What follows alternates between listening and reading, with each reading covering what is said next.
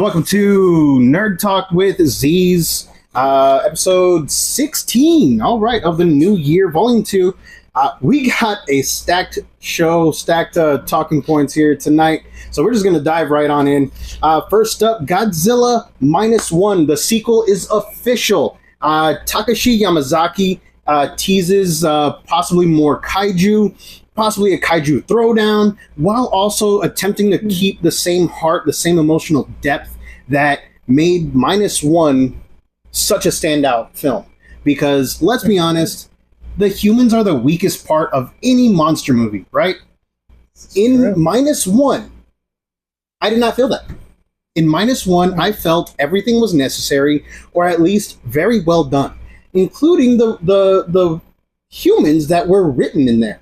Because, like, in almost every Godzilla movie, it's just so damn silly, right? Like, in I love Elizabeth Olsen, but did we really need her in there? You know what I mean? Well, we needed her. I mean, we always need her in something, but did we need her in Godzilla? Yes, we did. We didn't even need Aaron Taylor Johnson in We Godzilla, didn't need right? Aaron Taylor Johnson. Oh, but we needed, Elizabeth Olsen. Yes. Oh, okay. I'll give you that one. Yeah. Give you that one. The one person we needed in there, they K-worded off in like 30 minutes. Who? We needed Bryan Cranston. Snap, you're right. That Yes, guy I forgot. knew everything. Yeah. He knew I'll more give you than the that one. specialists. I'll give you that one. I'll give you that one. I would have liked to see him more in it than Yes. Aaron Taylor Johnson or like most of the other ones. Yes. Except for the guy that went, let them fight. Like, I was cool with him. He was cool. You mean the Dr. Serizawa? Yes, that guy. The main doctor of Godzilla's history? Yes. You forgot his name? I forgot his name. So excited. This is the Godzilla guy. Yes. Well, I'm a fan of the kaiju battles. I'm not like the storylines are so off the wall and out there. I can't keep them all together. You knew about it. You knew about a kaiju in a movie that I hadn't.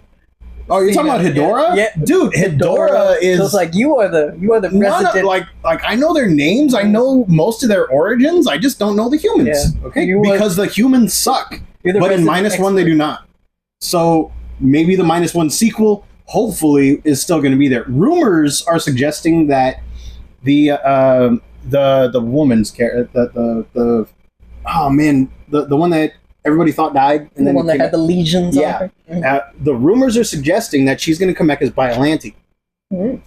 Biollante is by far one of the most tragic kaijus. Kaijus with a super sad background, all that stuff, and has never been seen since the original Godzilla vs. Biollante. I've never even seen it. I think she's popped up a couple times in like comic book form, but never in a movie, as far as I know. But yeah, it's Biollante is like this like super tragic kaiju figure, and if they bring that to the Godzilla -1 sequel, that would be amazing, astounding, and oh my gosh, I'm so there for it. I'm probably seen it like 3 times. Do you think they're still going to call it -1 or -1 number 2 -2? That's a good question. -G. Ooh, Godzilla -G. I'm calling it right now. That's what they're going to call it. So it's just Odzilla. Yeah. Very odd. Well, no. See, in a lot of the lore, Yes. they label his cells as G cells. Okay. So -G, minus the G cells. So he dies. Well, he already died, but his G cells are rapidly reconfigured. So they healing factor. Possibly a couple times he does. His powers get like so out there, like his radiation level gets so out there that his cells just start breaking down. But yeah. So that's the update on the Godzilla -1 sequel. I'm super excited for it. As you can tell, I just went off on like 3 tangents in the span of 5 minutes. Anyway, moving on. 4 minutes 30 seconds. Okay, that's almost 5 minutes. All right, so moving on. Steven Yeun joins the Avatar: The Last Airbender movie sequel. We still don't know when this is coming out. But Steven Yeun is not a stranger to the Avatar universe.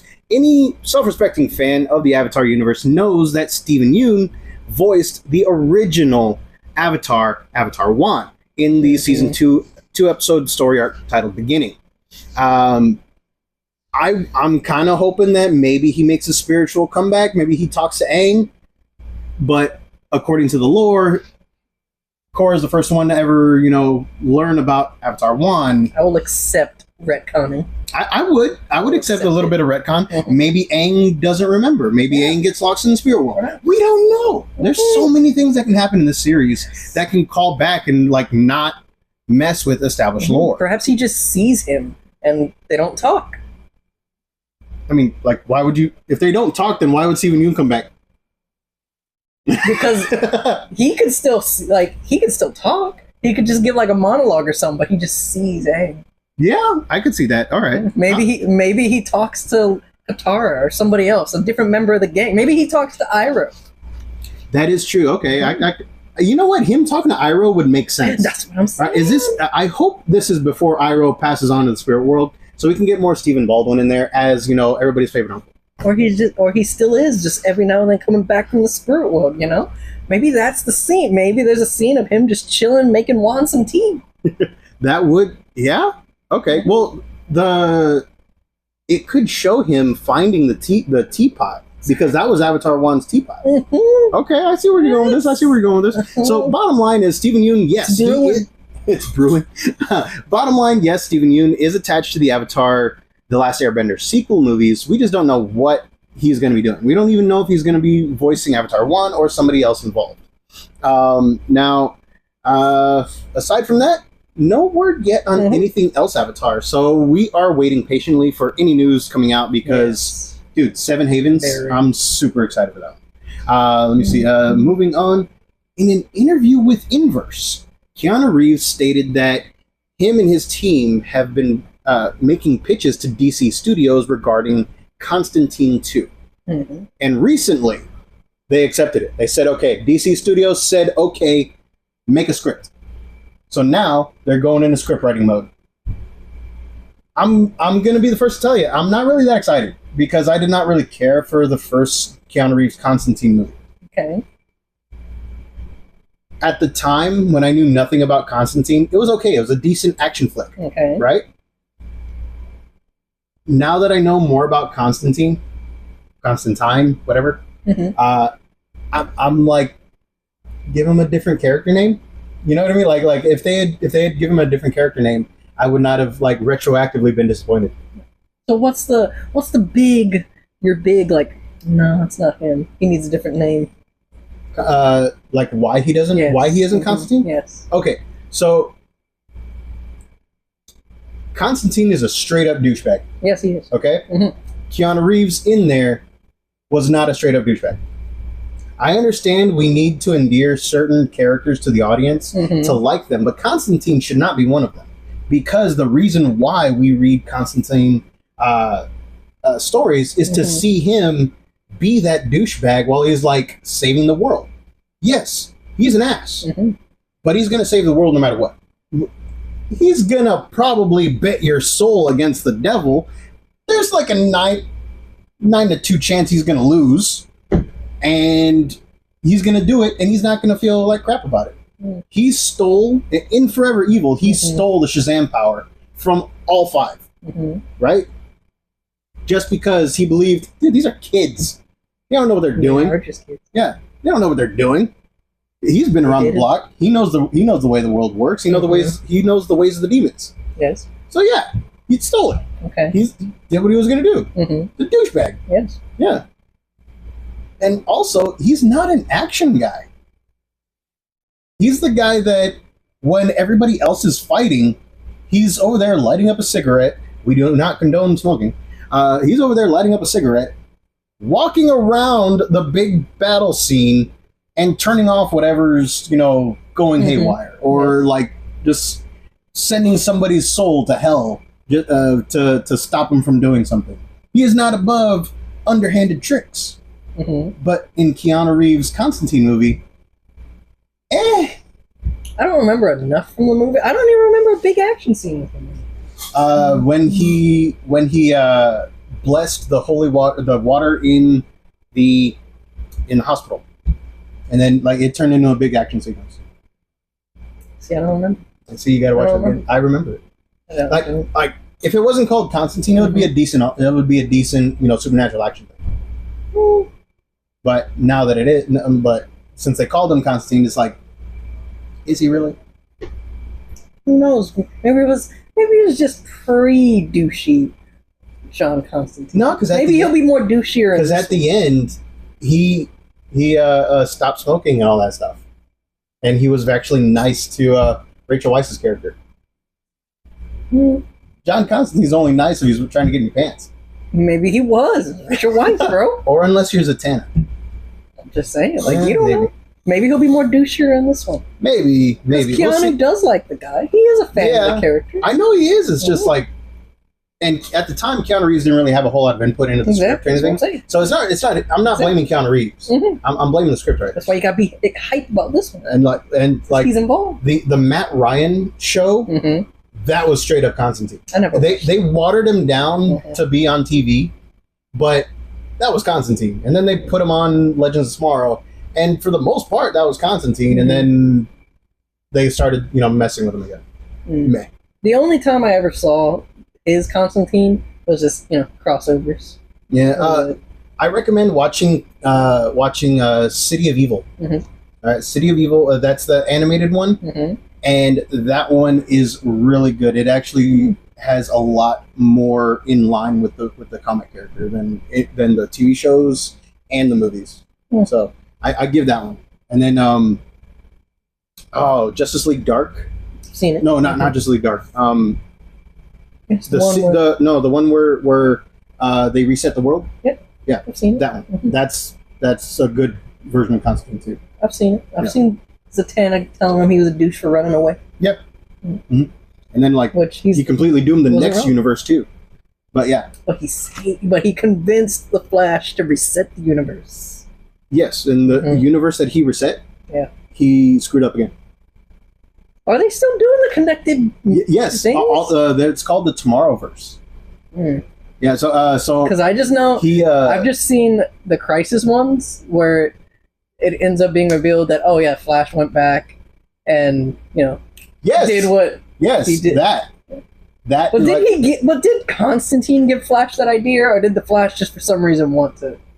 No, he gave Flash that idea. He magically implanted it in his head. In the movie, it says it.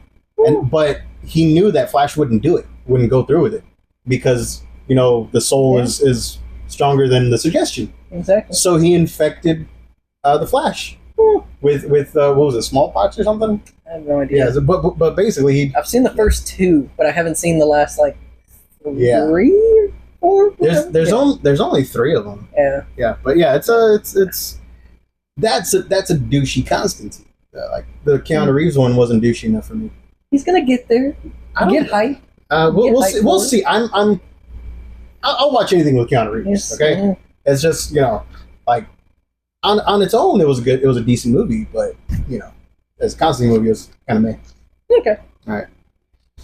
But yeah. All right. So moving on, Aladdin the Monkey's Paw, and no, this is not Disney's Aladdin. This is not like some kiddie version. This is a horror adaptation of the 1001 Arabian Nights tale that involves a... Hang on, because I had to write this down.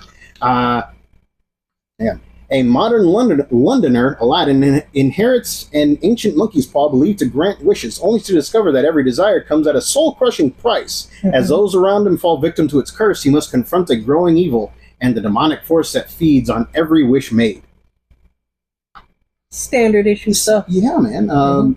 It's basically... What was that Stephen King one that just came out? The Talisman? No, it was called The Monkey's Paw. Or The Monkey. No, it was called The Monkey. Yeah. Because the monkey with the drum. Yeah. Yeah, it was a Stephen King adaptation. But that's basically what it sounds like.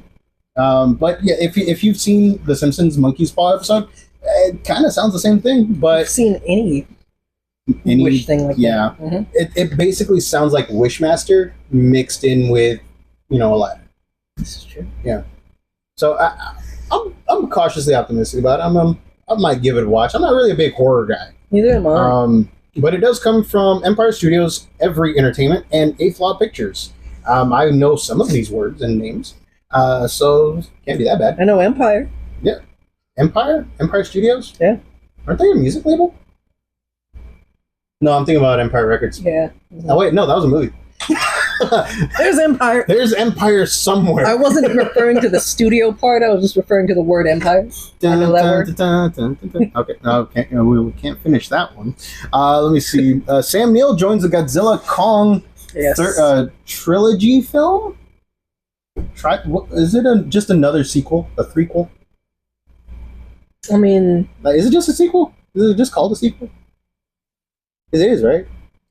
I just stay in line. Because it's the third one. The saga. In the third installment of the Godzilla Kong saga. That makes it sound cool. Saga. Yes. Okay. So Sam Neill, as you know, is the dinosaur man from Jurassic Park.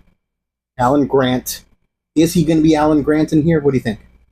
It's Universal Studios. World crossing over? I don't know. Dude, there was a plan to cross over Fast and Furious and Jurassic World. There's a plan to cross Fast and Furious over with everything. That doesn't surprise me. Yeah, it's true. There was ideas to cross over Fast and Furious with Transformers. That one, I would have liked to see that one.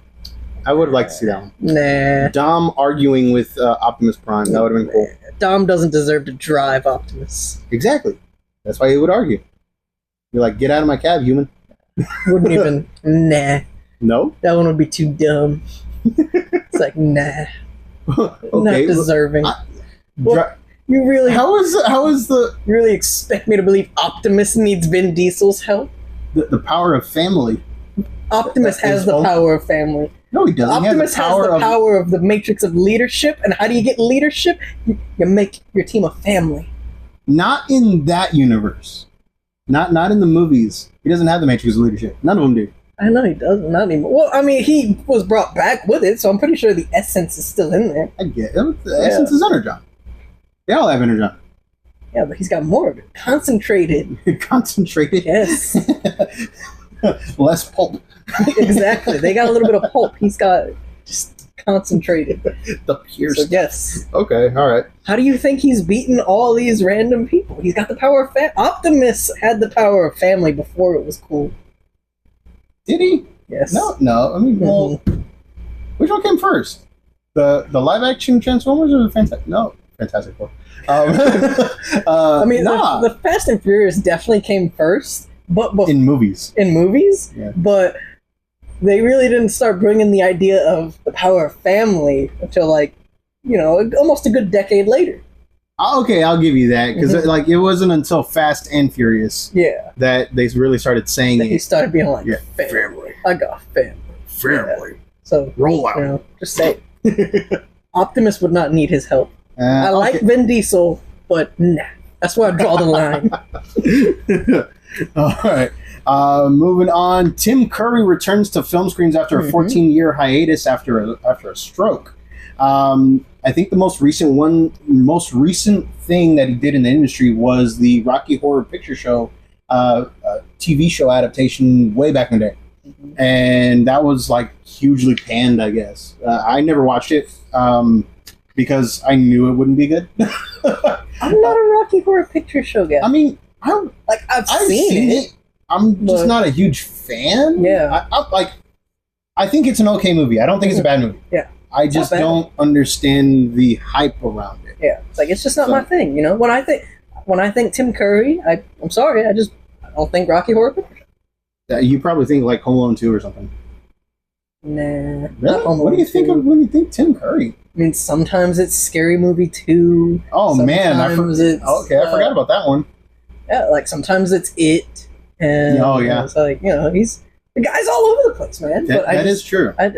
Just not Rocky Horror Picture Show. His stint in Criminal Minds was slightly terrifying. Man, do you remember that one? Yes. Like the man is just amazing as an actor, all right? Yes. And I like 2 weeks ago, I was wondering, dude, what has Tim Curry been up to these days? And then Derek puts that thing in the group chat, and I'm like, oh, cool. So yes, Tim Curry is coming back to movies after a 14-year hiatus after a stroke, right? The movie is going to be called Stream, and it's basically a mix of Survivor and Manhunt. Survivor, the TV series, and Manhunt, the PlayStation 2 games, where it follows this family at this hotel resort, and it goes into lockdown. There's, they're locked in, stuff like that, and a bunch of people, players or whatever, are streaming the best kills, and the family has to evade them. So it kind of sounds like a mixture of Survivor and Manhunt, right? Where everything's streamed, and Manhunt is basically banned in 19 countries right now, something like that. A bunch of countries it's still banned, yes, because of the nature of the storyline, and pretty much sounds like the same thing here. No word yet on what type of role he's going to be in. If he's going to be like a cameo, he's going to be the rich benefactor, the rich douche that oversees the whole thing. Is he? I mean, I could see that, but I don't know, man. It seems too on brand to the point where it's like, are they going to swap it because we see it coming? You know what I mean? Nah. No, you don't think they will? I mean, sometimes I don't know. Sometimes you just play to the obvious. Sometimes. I suppose, but he's coming back from a long hiatus. You give him something that he can really knock out of the park. But okay, I'll give you that. But this one I actually kind of want to see just because of Tim Curry. I mean, if Tim Curry is one of those guys where it's like, I'll see just about anything with him. Yeah, I give it a shot. Yeah, like Alan Tudyk. Yeah. Oh, okay. Yeah. They could tell me he's gonna be in a musical, and I don't like musicals, but I'll go see it because it's Alan Tudyk. I'm not the biggest musical guy. I'm not a fan of musicals either, but I went to go see the Sweeney Todd 7 times. Why did I go see Who'd you go with? Oh, that's okay. See? It was a girl.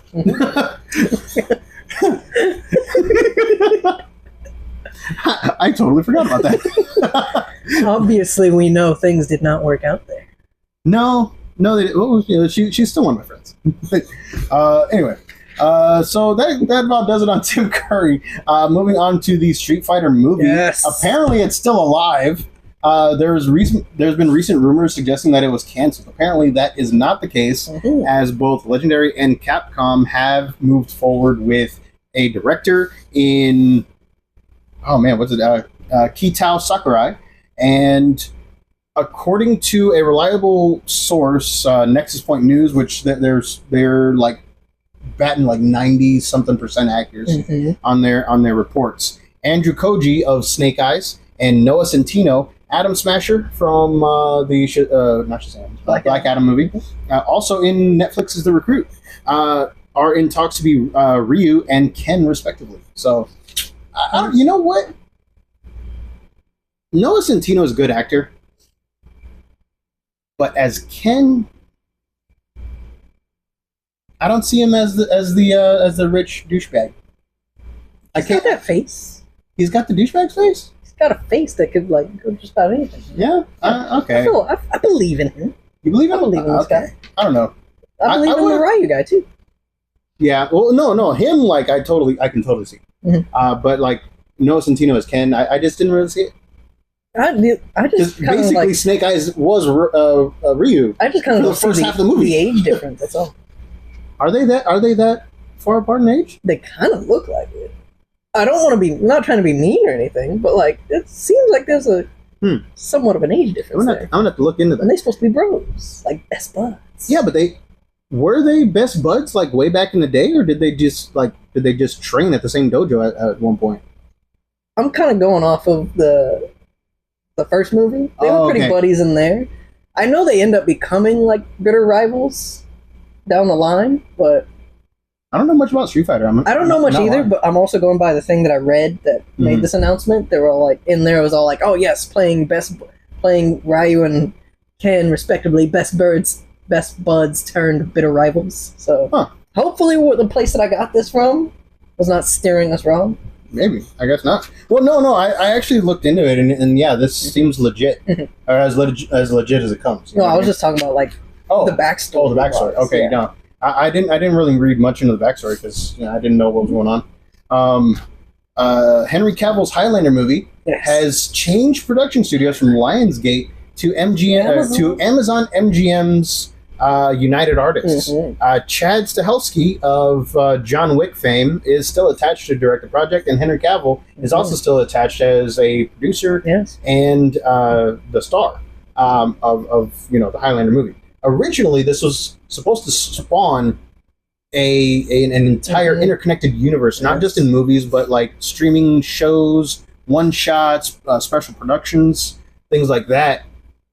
But with this change, they're not entirely sure how it's going to affect that plan, aside from, hey, we're going to be doing the Highlander movie at least. But I'm still stoked about it, man. I mean, anything with Henry Cavill in it is worth a watch, at least. Argyle, I'm not mad that I saw it. I still haven't seen it. I want to see that. It's okay. It's got Sam Rockwell. Yeah, dude, Sam Rockwell's another one where it's like, dude, if he's in it, I kind of want to see it. Yes. But yeah, so the Highlander movie is still moving forward. This just might be at a slightly slower pace than what we're already getting. Might be. They should get Mr. Krabs' voice to be the Spaniard guy this time. Wasn't he already? Wait, who was he in the first one? He was Kurgan. He was the bad guy. He was the bad guy? Yeah, he was the main bad guy. That would be cool. Yeah. Just like a legacy casting kind of thing. He's older now, so he's the guy that ends up being the Spaniard to teach him. Is he and keep the tradition alive, where he just uses his regular voice? No, keep the tradition alive in that he needs to use a Scottish voice, a Scottish accent. I want him to use a Scottish accent and call himself the Spaniard. Okay, all right. If I was about to say Alan Quartermain, if Sean Connery, because he played Alan Quartermain. What if they get instead? Not that. What if they get Conor McGregor? What if they get David Tennant? He's Scottish, right? Yes. He's a Scotsman. Yeah. Get him. Oh man, get him to do it. That would be pretty cool. I would like to see. You know what? I would like to see David Tennant in anything. Okay. But yeah, I want him to come back as the Purple Man. I know he got his neck snapped, but still, I want to see him come back as Purple Man. You can survive from getting snapped in the neck. Not the way that she did it. She like straight up went. Like it was a 90-degree angle. So we think. Okay. Perhaps he messed with her mind to believe that it was a 90-degree angle. You know what? You probably he Maxwell Lloyded her. He was all like, "I'm just making you believe you beat me. In actuality, I'm in Fiji." Fiji. Okay. That's the classic place where you go to just chill. Where you've succeeded in your mission or whatever, or you just decide to retire. So you just kick back. You're on the beach, just Yeah. Okay. All right. And next up, are you enough for the Star Wars universe? Ryan Gosling seems to think so. He has joined the cast of Star Wars Starfighter, helmed by Sean Levy of Deadpool and Wolverine fame. He also directed the second one. He also directed Free Guy. Yes. So I love that movie. You know what? There's so many things going on with Star Wars universe. I know. And a lot of people have a lot of negative things to say about it. But you know what? I like the fact that we have all of these different stories taking place in there, because yes, Jedi battles kind of get a little boring with space fencing and magic, but then we get stuff like Rogue One that offer a new take on that stuff. That was good. You know what I mean? So, but I will always love Jedi battles. Space fencing. Yes. Yep. Space fencing. Do not blaspheme my space battles. I'm not saying they're bad. It's just like, dude, yes, we've already said they get boring. They do get a little boring. They do get a little boring. Nope. Yes, they do. Especially in the sequels. Because you didn't have all the flips and the tricks. And that's a bad example, because those just lacked creativity in their fights. Did. They were so plain. Just like, yes, but like the only good one was John Boyega in Force Awakens versus the Riot guy. Yes, that one was good. He put some heart into it. You could tell. It felt like a guy that was like, I get to use a lightsaber. Yes, exactly. And then like all the other lightsaber battles were just kind of meh and like uninspired. But to be fair, it was being played for an audience that grew up seeing some of the greatest choreographed fights of all time. Yes, we did. It had a lot to live up to. I'm going to see it again this weekend. The re-release of Episode 3. Oh, it's this weekend? Yes, I'm going to Regal Live Oak. Hopefully they're gonna have the Darth Vader cup. Oh, that's where it's cool. his head. I'm gonna see. Are there any tickets left? I don't know. I gotta look. But yeah, so I'm kind of excited for this one because, dude, back with the N64, there was a game called Star Wars Rogue Squadron. Yes. That was one of my favorite Star Wars games ever. You got to pilot different starfighters, starships, whatever you want to call them, and take on various missions. And yes, some of the starships were better suited for certain missions. Mm-hmm. And except the Naboo starfighter, because once you unlock that, oh my gosh, everything was game. Mm-hmm. Yes, it was amazing. Super fast. You actually ran into the edge of the map most of the time because it was so fast. Mm-hmm. Love that thing. So if that's what this is gonna be, I'm there. You know what I mean? Nothing is known about the plot of Star Wars Starfighter yet, but I'm excited for it already. Okay, let me see. Before we move on to this one, though, I just want to say, just because I've been seeing the leaks, Disney, you need to hurry up and put like the actual trailer that y'all showed at y'all's little thing for the Mando movie, because the leaks look. Oh, dude, yes, I know. Like, I was about to put one on, and then I was like, no, wait, that don't look right. It has, like, an extra finger and stuff like that. So, but they're getting good, man. They almost got me. They almost got me. Especially when they showed the leak of what the Hound is supposed to look like as taking over the role. It's like, bro, stuff looks... But, yeah, so that's... We're actually going to be talking about that in a little bit. That's going to come up in the TV forgot for a second. That's Ahsoka. But, yeah. Moving on to the last thing. So I know this has been going around on the internet. It almost got me to Avengers Doomsday, rumored to be split into a two-parter and then Secret Wars. No, that is not happening. Zero confirmation on that. Completely still just a rumor.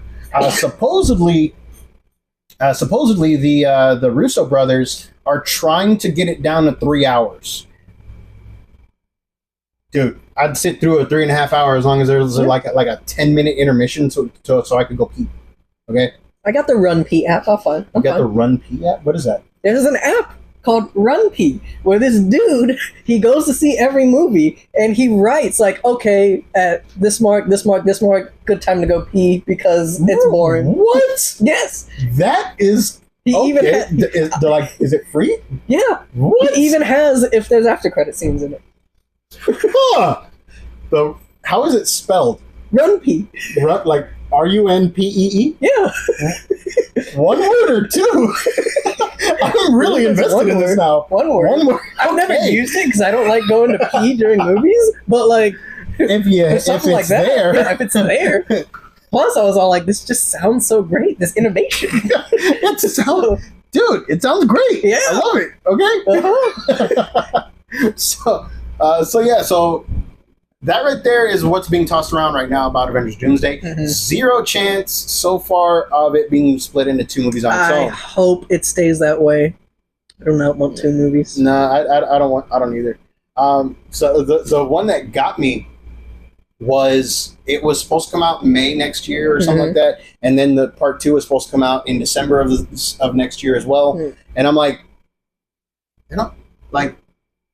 with everything going on right now, maybe. But like I had to do some deep dives to make sure that this was not real.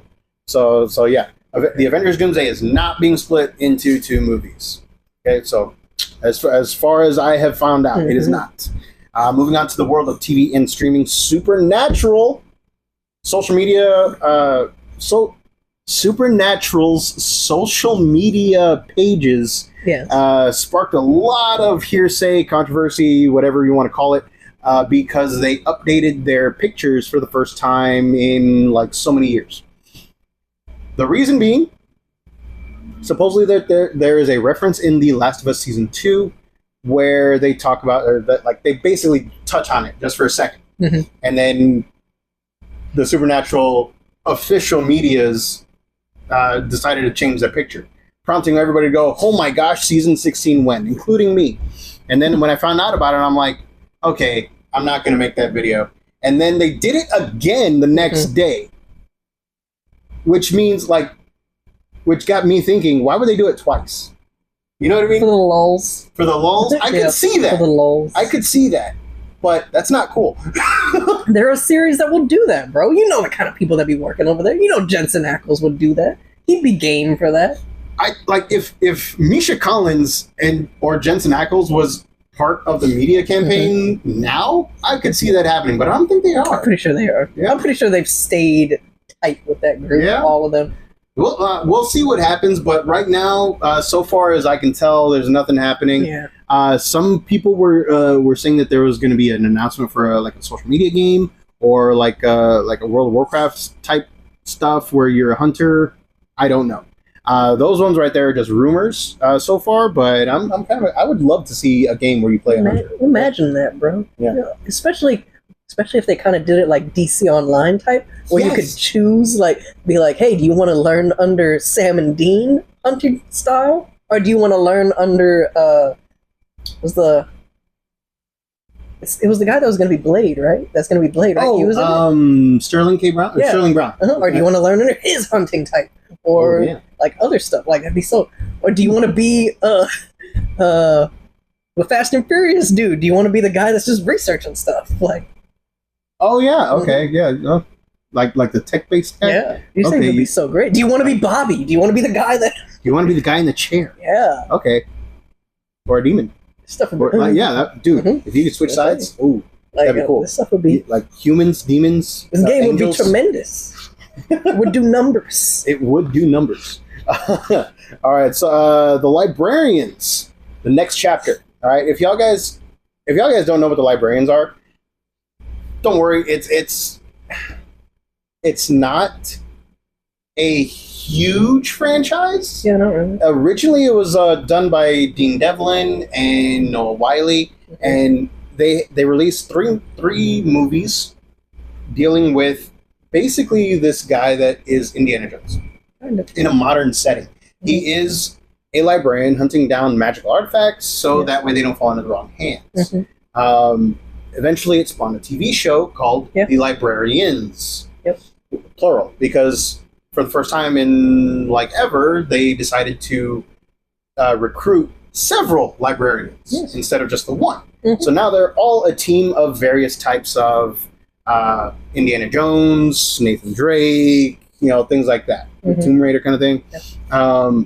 This one, after that series ended, everybody was all like, "Oh man, I want to see where this goes." Well, you're going to get to see where it goes. The new series titled The Librarians, The Next Chapter, is coming out May 25th on TNT. Before it was supposed to be on the CW.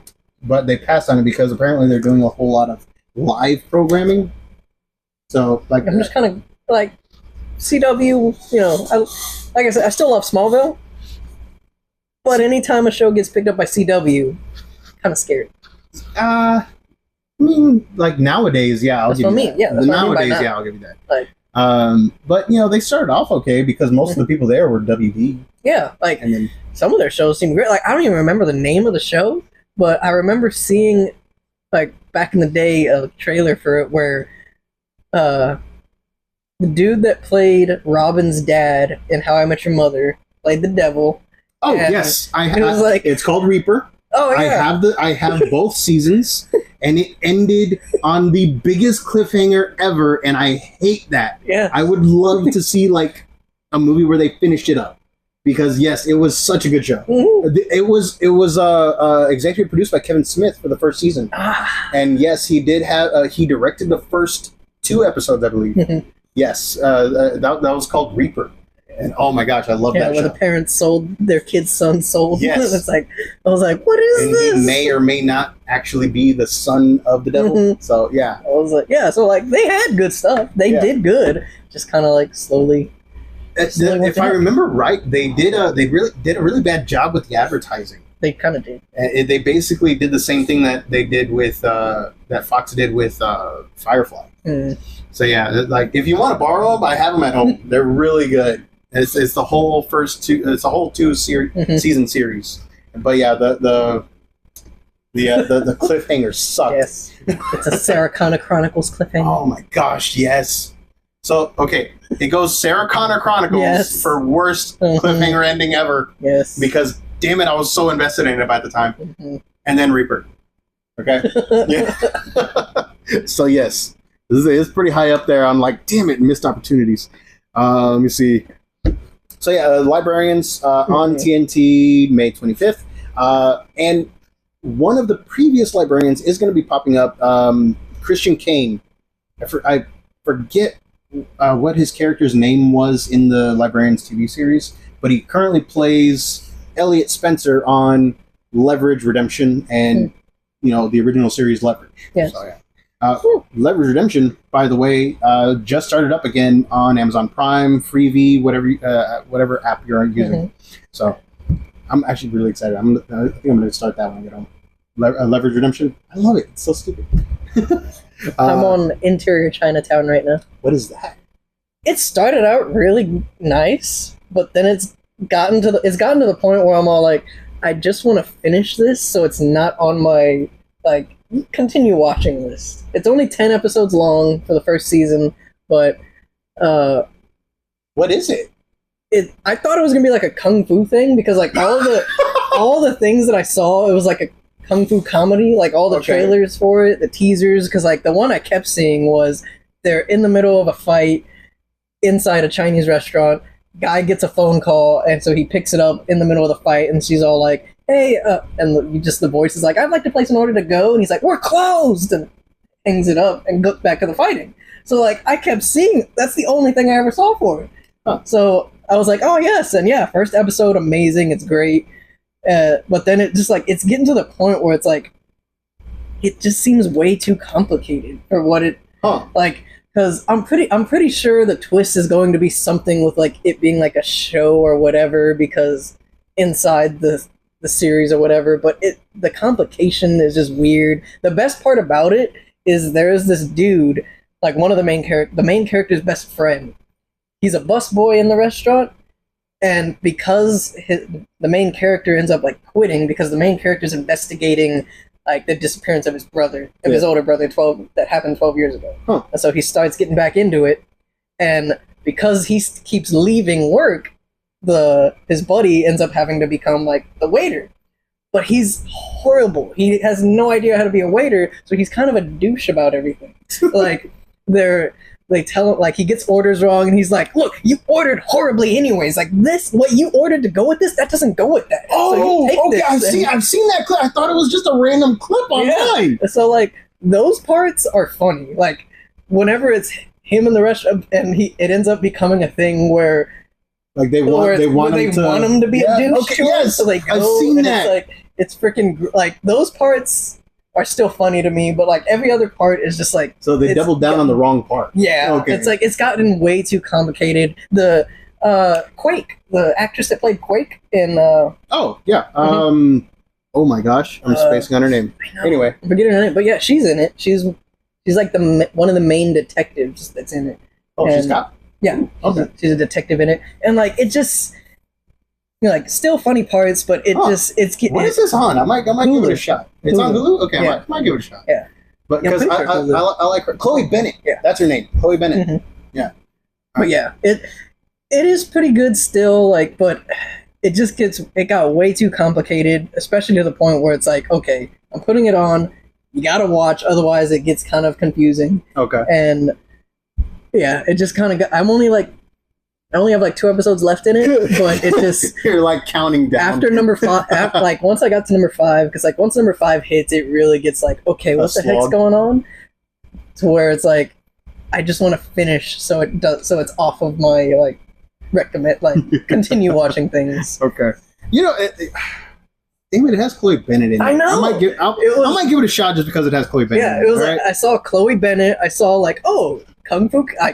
I thought like the only trailer I saw was Kung Fu, so I was like, Kung Fu comedy, because it's listed as a comedy. I was like, let's go. It's called Interior Chinatown. Yeah, Interior China. I'm gonna have to check that out. We got way off topic. We did a lot of things. Sorry. All right. So Daredevil Born Again's executive producer Brad Winterbaum states that Marvel Studios has plans to release a new season of Daredevil every year. Stating ambitious. That's the plan. Season 2 will come out next year, 2026, and then hopefully season 3 and season infinity after that. Yesterday, March 2026 was confirmed for Daredevil season 2, and it was I'm excited. Daredevil Born Again season 2 is coming out in March of 2026. I'm kind of disappointed that it's not coming out at the tail end of the year, because a whole year in between like what's happening right now and then it's going to pick up like supposedly a couple weeks after. It's kind of like you said, it felt like a mid-season finale. Like mid-season finale. Yeah.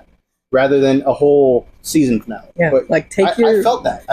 Take your like 2-month hiatus, like 2-3 month hiatus, maybe 6 months, then come back. Yeah, exactly. So it's like, but you know, for a role that's as physical as that, I understand, you know, given the actors and actresses. Yeah, I understand giving the time, but like at the same time, it's just you got to strike while the iron's hot. Yeah, man. You started filming this stuff pretty early too. Like, come on, let's just even if we go back to like weekly episodic, I'm okay with that. Yeah, but like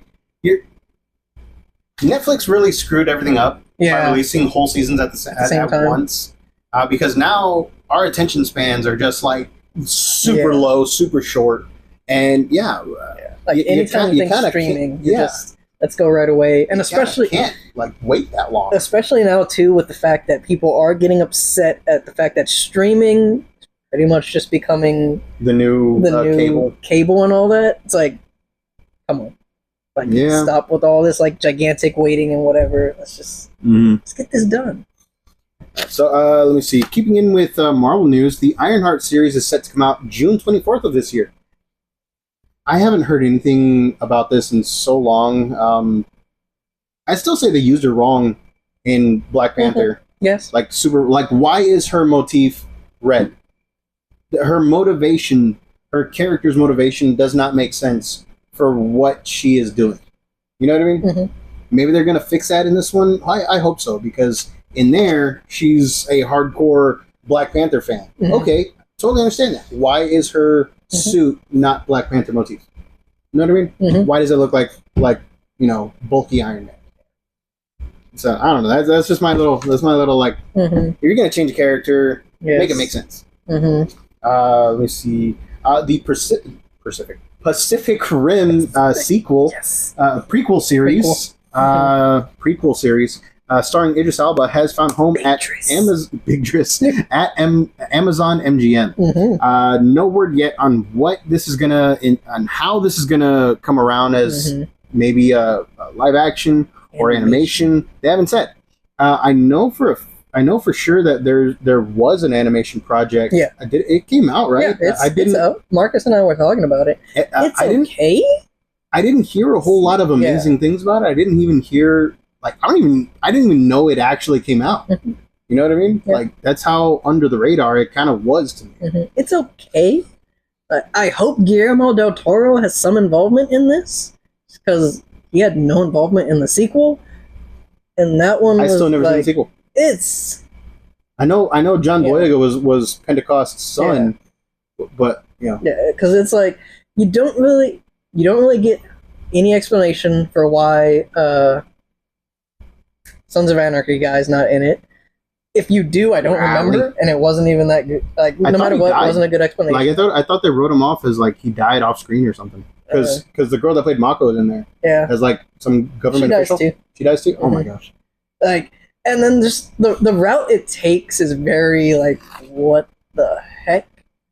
So it's like, man, we're doing a lot of reviews too. Yeah, it like kaiju fights. Yeah, awesome for that, but like the story sucked. You didn't need to call it Pacific Rim 2.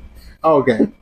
You didn't need to trample on the legacy. You killed it. It's like, come on, Guillermo del Toro, bro. Like, it's like you took his ideas, his greatness. Well, he had wanted to make a crossover with Godzilla, using the rifts as a way to like, okay, the rifts might take you to another universe. Okay, so I thought that would have been pretty cool. You know what I mean? Like maybe Godzilla accidentally comes to this world or something like that. Oh, he's not just a regular kaiju for them. Yeah. I hope Guillermo del Toro has some sort of involvement in this. I just feel bad for the guy. Poor guy never really gets to finish his stuff. Dude, his Justice League Dark script has been in developmental hell for years. Yes. I would love to see Guillermo del Toro's Justice League Dark script. And he wants Keanu Reeves as his version of Constantine. Yes. With Del Toro at the helm, I would totally love to see that his version of Constantine with Keanu Reeves. Okay. Yes, I'm usually not even a fan of the type of stuff like he can't like Labyrinth. He was. Oh, Pan's Labyrinth. Yeah. Like I'm usually not a fan of stuff like that, but the guy just does it. So in like a way, this is like it's ridiculous. It's not your bag, but at the same time, you're like, damn, that's pretty good. It's like I appreciate that. Yeah. Tremendous. He needs to do Hellboy 3. Everybody says that. Moving on. There was a Star Wars celebration in Japan over the past weekend, or over the past week, and some things have been announced. Starting with Star Wars Maul, an animated prequel, an animated series set about a year after Season 7 of Clone Wars. Yes.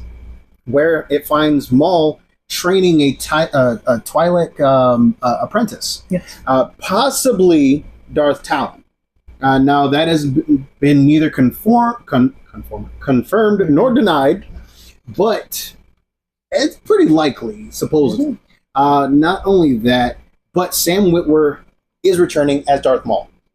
Sam Witwer, Dave Filoni, and Jon Favreau. You get the three of those two together. You get the three of those guys together.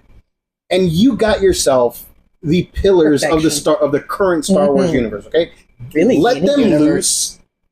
Let them loose in the Star Wars universe sandbox, and they will turn out gold. Yes. Okay, all three of them. You get Kathleen Kennedy out of the way. Let the three of those guys do what they do, and we will stop having these lackluster releases. Okay? They are pillars of so many universes. Sam Witwer, obviously Star Wars.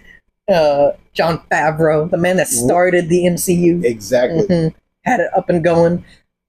I'm blanking on his name. Dave Filoni? Dave Filoni, bro. Even had hands in some of the greatest episodes of Avatar. Wait, what? Really? Yes! I did not know that. He's in there. What? Yes. That's news to me. That okay. I had faith in the guy before because of how him and Favreau got basically handed the keys to the kingdom when George Lucas was like on his way out, because he basically gave Favreau and Filoni a rundown of what he expected the universe to look like at X amount of years, and they did the best they could with the oversight they had. You know what I mean? So yes, like they started off, Clone Wars, Rebels, all that stuff, and yeah, they just ran with it. And Sam Witwer comes in, and he was such a Star Wars nerd that he corrected Dave Filoni and Jon Favreau in a script. I think it was the one where they wanted Anakin to introduce Padme to his mother for the first time. But they had already met. Yeah, he's like, he goes, I've seen the interview. Yeah, he's like, he even does his I did my little raised hand. He's like, we got to do it again. Yeah, I'm like, what? He's like, they already met. They already met her in episode 1. And especially his reasoning behind the meditation the meditation teasers for Force Awakens. Or he's no, Force Unleashed. Oh, Force Unleashed. Yes. And he's all like, why are you so angry? He's like, he doesn't know how to meditate. It's like, he's a Sith. He doesn't know it. Yeah, exactly.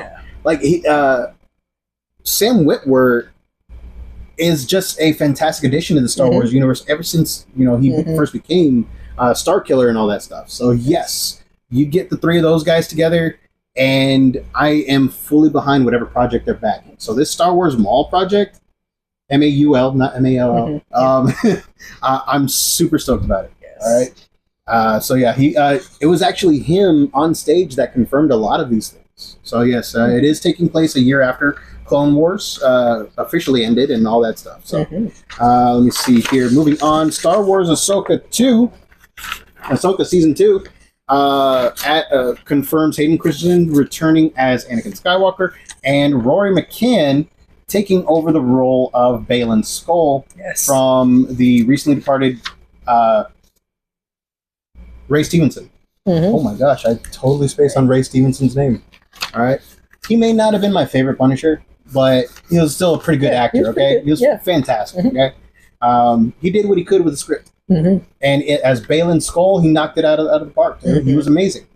Not a true Sith, not a Jedi. He did what he felt he needed to do, and dude, he was great. Yes. I hope that Rory McCann can bring that level of like acting ability to the role. I believe he can. Oh yeah. I mean, like he survived all 7, 8 seasons of.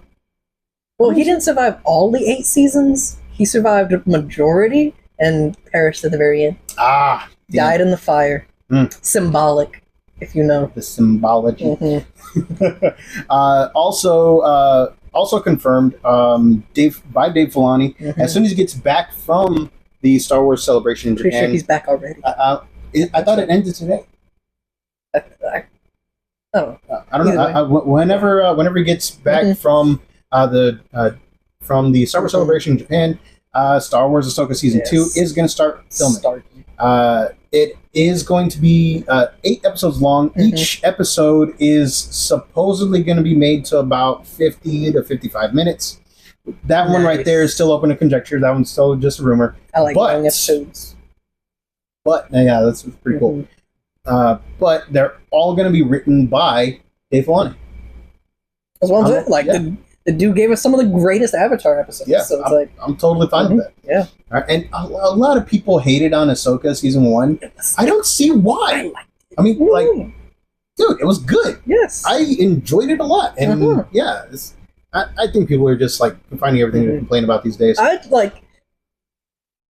The only thing I don't like about it is, but then again, I'm not much, even though I loved I loved the show, it's not Clone Wars, Rebels? Rebels? Yeah. Oh, yeah. I liked Rebels, I liked it. Well, there's a lot of characters in there that I didn't really like Chopper, people know, hate Chopper. If this wasn't a family-friendly show, I'd be going off on him. But yes, Chopper, and then I'm not a Sabine guy. I don't... She's kind of annoying to me.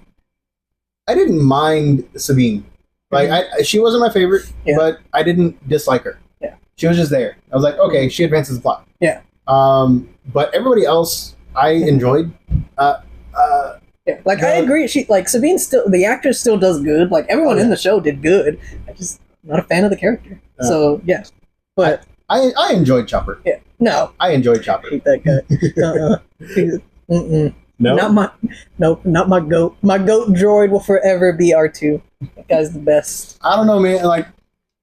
Chopper committed so many war crimes. That's what I'm saying. Chopper's straight up murderer. Yes. Well, he's got a problem. He's got a problem in his head. They haven't fixed him. I don't know his fault. Part, but, it's not his. I'm just nah. All right. R2 has been through so much, but he stayed. He could have a problem, but his will is strong enough. R2 has the Force. I'm saying R2 has the Force. The Force is with R2. Has to be.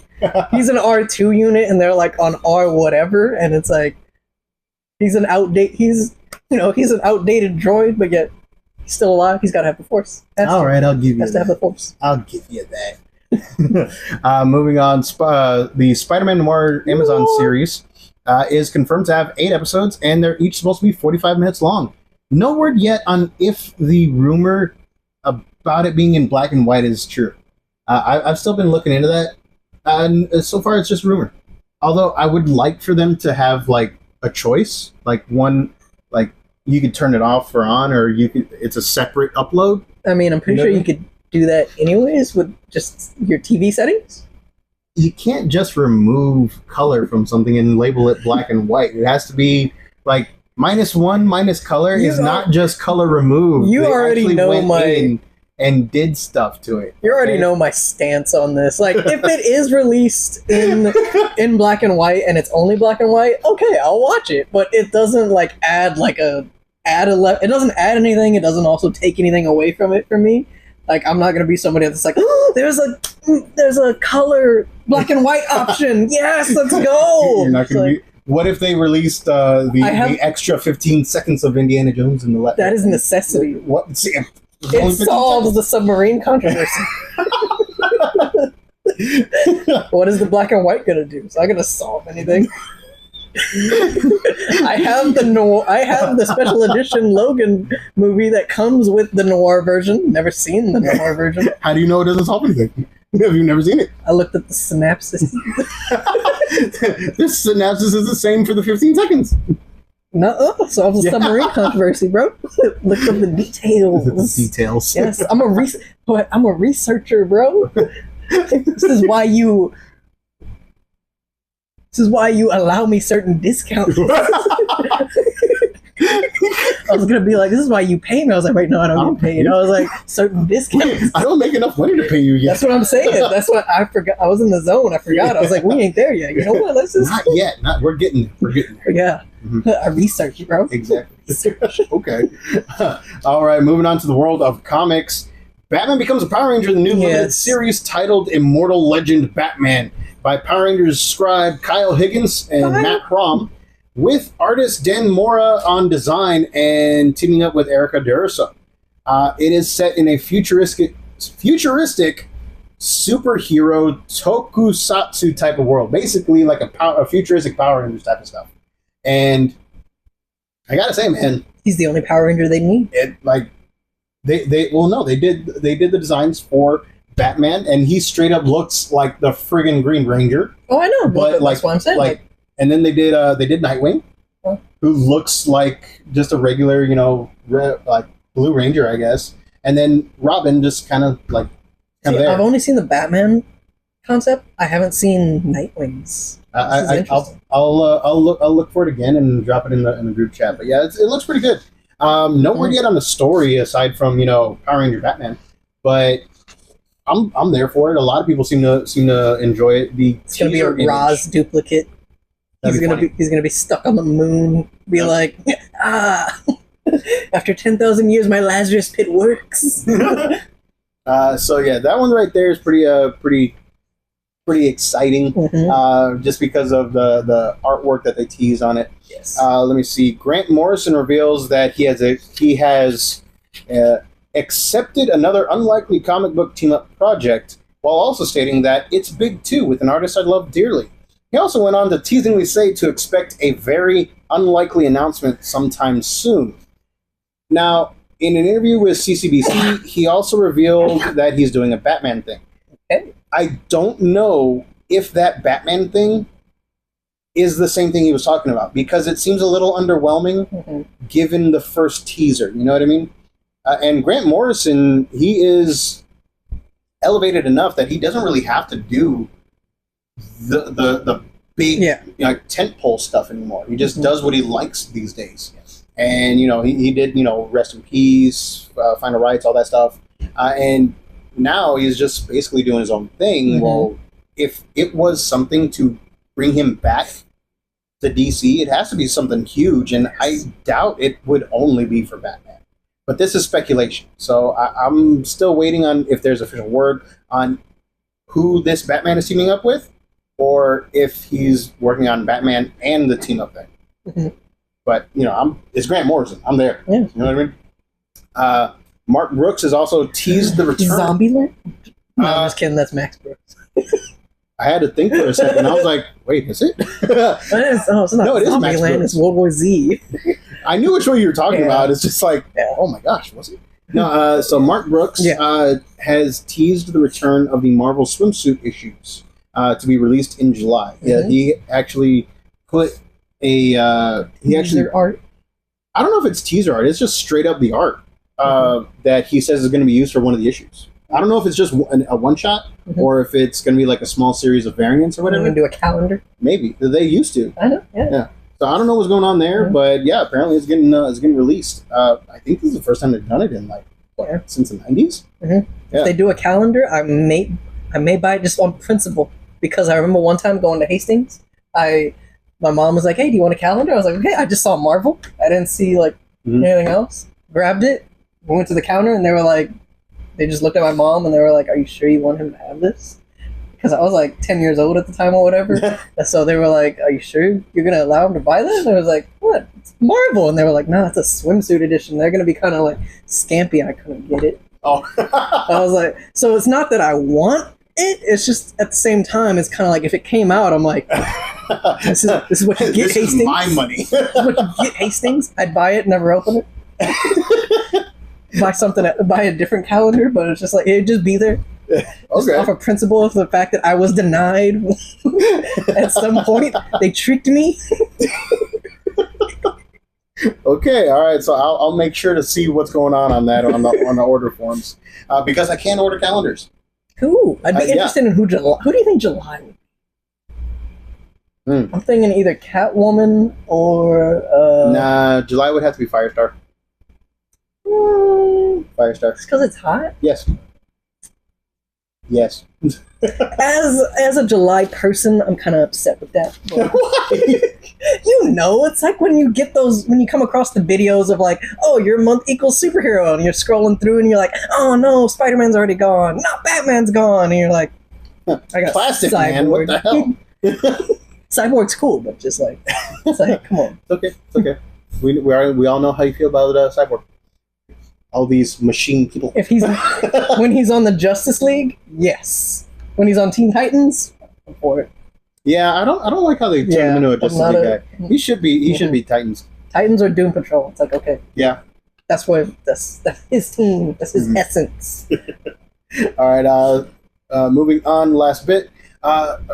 Also revealed at the Star Wars Celebration in Japan, Star Wars Jedi Fallen Order and Star Wars Thrawn manga have been announced. No word yet on when they're going to be released, but the artwork looks cool. Yeah, it really does. Moving on to the world of video games, we only really have one thing. The Nintendo Switch 2 will not be getting an increase in price for the consoles. Yes. So there is still going to be a regular console available at $449, while also having the video game bundle, the Mario Kart World bundle, at $499. Now, if you want additional accessories or peripherals, those have gotten, I believe, a 20% increase, something like that, in each of their prices.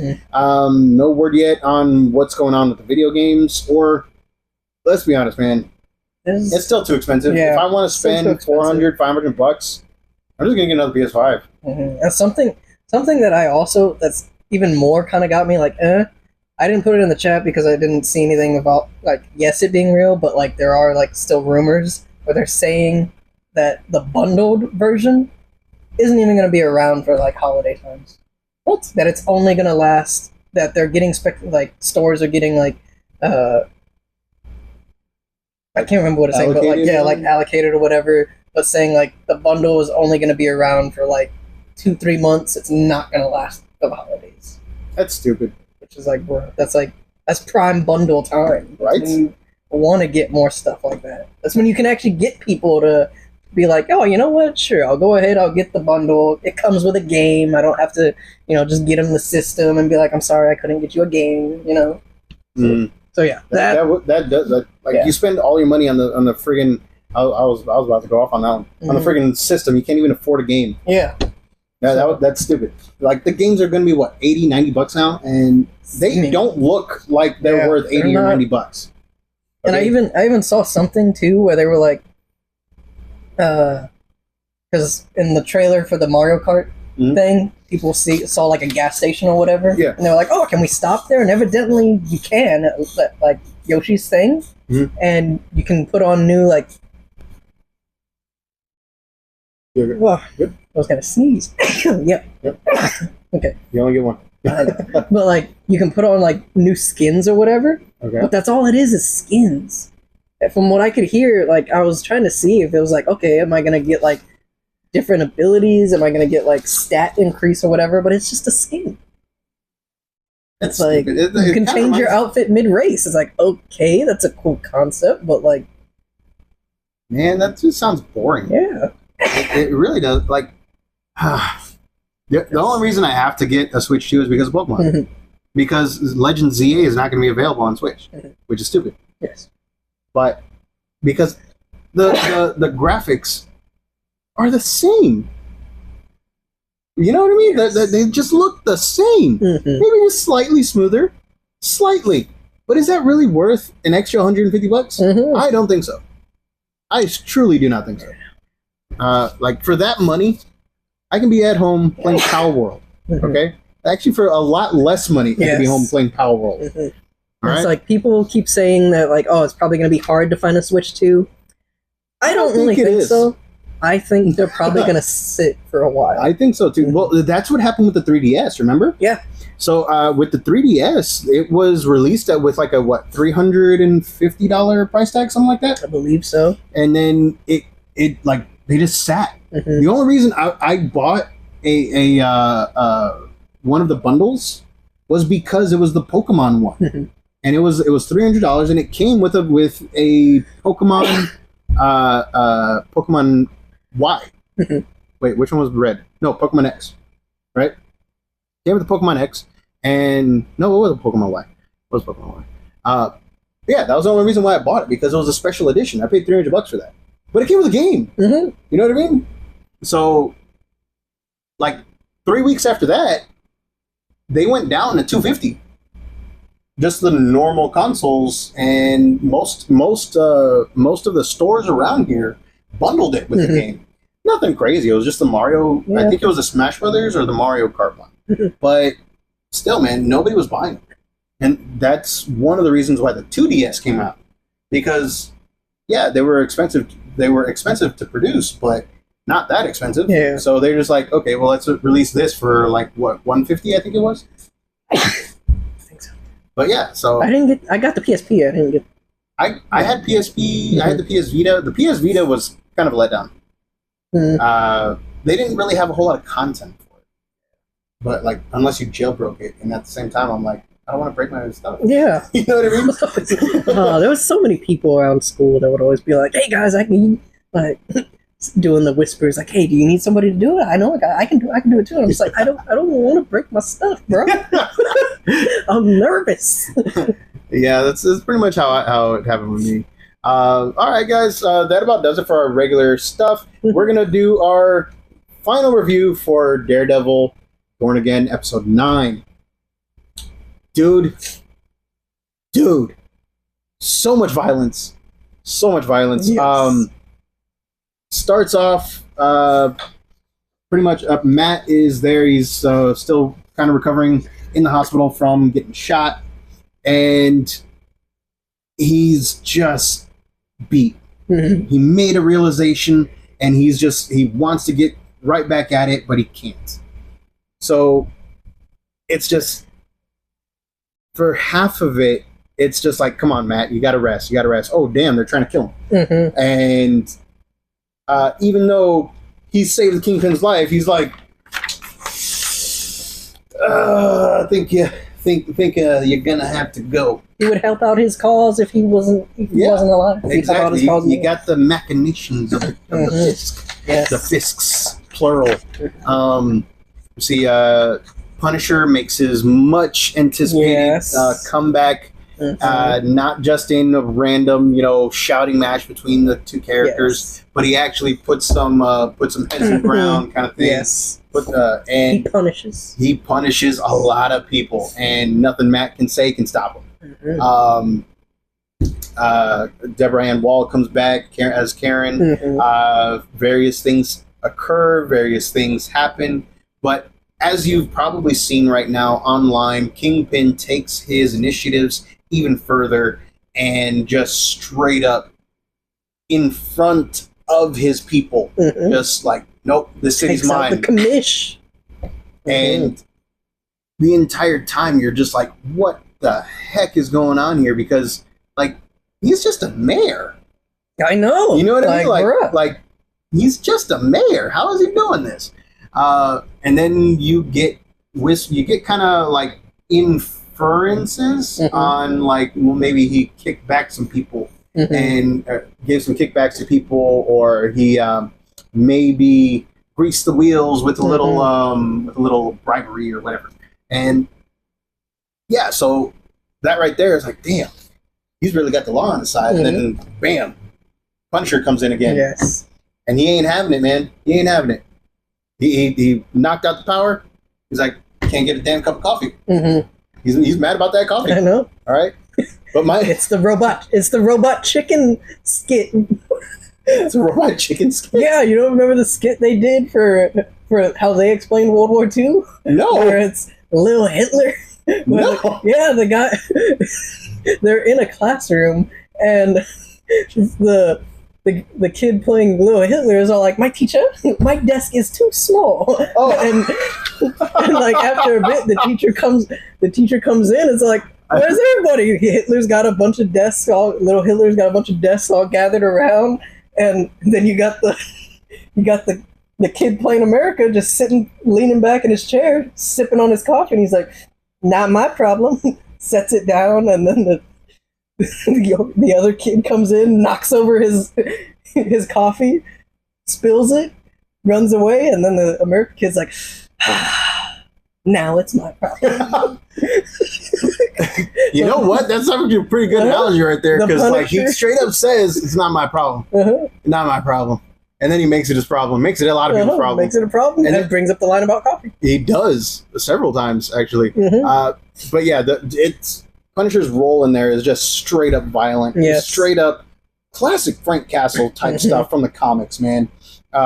He's pissed off that that the cops are wearing his logo, and they've actually had this conversation in the comics that he respects the badge. The Punisher respects the badge. Yes. He hates it when the cops don't, because what his symbol represents is a failure of the badge. Yes. And yeah, he takes it to the extreme on this one, and he just lets loose on all of them. But for some reason, they're just trying to get him alive, kind of thing. I don't really like how that went down. Yeah, I don't either. At the entire time, I'm just like, Frank would not get caught like that. So okay. That actually goes back to one of the later episodes in season 1 of his series, Punisher, where Karen says, do you think Frank Castle's going to walk into a building and not know how to get out of it? And if you, there's that post-credit scene where he gets out of it. So it's like, what was the overall goal? I know. Because I better get some... So my thinking, this is complete conjecture for his little one-shot Marvel production, or possibly even season 2 of Daredevil. Complete conjecture. They didn't know where all of these vigilantes were. They didn't know where all of these possible army or dissenters are. But Frank had an idea, and Frank found them. What do you think? I think that is how it happens. He was planning on the fact that, okay, I go in there, these clowns aren't going to kill me because they fanboying over me. They're going to just put me in prison. I take the beating, and then I get the info I need. He takes out as many of them as he can. And if he goes down fighting, he goes down fighting. Maybe. I think he had 2 plans. Either go down fighting, or what he ended up doing. Maybe. I could see either one. But yeah, that, and then the whole, we need a team. We would need a team, are the only letdowns for me. Yes. Because so what kind of obviously you're not going to have Spider-Man in there. Yeah. But you could have at least had Luke or Luke Cage or Jessica Jones pop in. You know what I mean? Tell me you couldn't just get one of those actors for a quick cameo. All they were doing was standing there. Yeah, and it was so they actually had an interview why none of the other ones came in. He's like, well, Matt had all these interactions with these people throughout the episodes in a roundabout way, because the detective the detective was one of the people investigating Muse, and he knew that she was on the up and up. Yes. His investigator, the former cop, and then all these other people that he possibly knows are legit. Yes. But at the same time, I call bull on that explanation, because dude, Jessica Jones is right there. Yes. Luke Cage is in Harlem. You know what I mean? It's get my boy Iron Fist. Iron Fist has an entire company. He may not even be in the city, and that one, okay. He can get in. He's got connections. No. Yeah. He may not be be in the city, but get a phone call. Yeah, exactly. You call him in. Yeah. And then Colleen Wing. Colleen Wing. All right. Yes. But maybe they were in the thing off screen. You know what I mean? I will accept. I would be okay with that, but at the same time, Punisher didn't get him out. until the end. At the same time, I'm just like, you could have still shown us them in there. Yeah. Don't just have it be like they showed a lot of people that they didn't actually show close-ups of. They only showed freaking Swordmaster. Yeah, they showed a lot of people. I saw so many memes on that. They were all like, all these vigilantes, and this is the guy that you show us in the cage? It's like, come on. I mean, I would have accepted a back shot of a bald guy. I would love Haley Steinfeld to come back for Daredevil and just like pop in for an episode or two as like a legitimate business thing, because now she's in charge of, you know, Bishop Securities or whatever, and Jack Duquesne could be like her business partner now. You know what I mean? And like, I would love to see that. And she's like, "So wait, you have my business partner like done that, like doing this?" You know, I don't know. I could see it happen. But yeah, so everything that happened, the action, the story progression, the just viciousness of the attacks in there is just fantastic. The storytelling is amazing. I give it a 5 out of 5. I understand why you have problems with it. I do have issues with it too, but I still give it a 5 out of 5.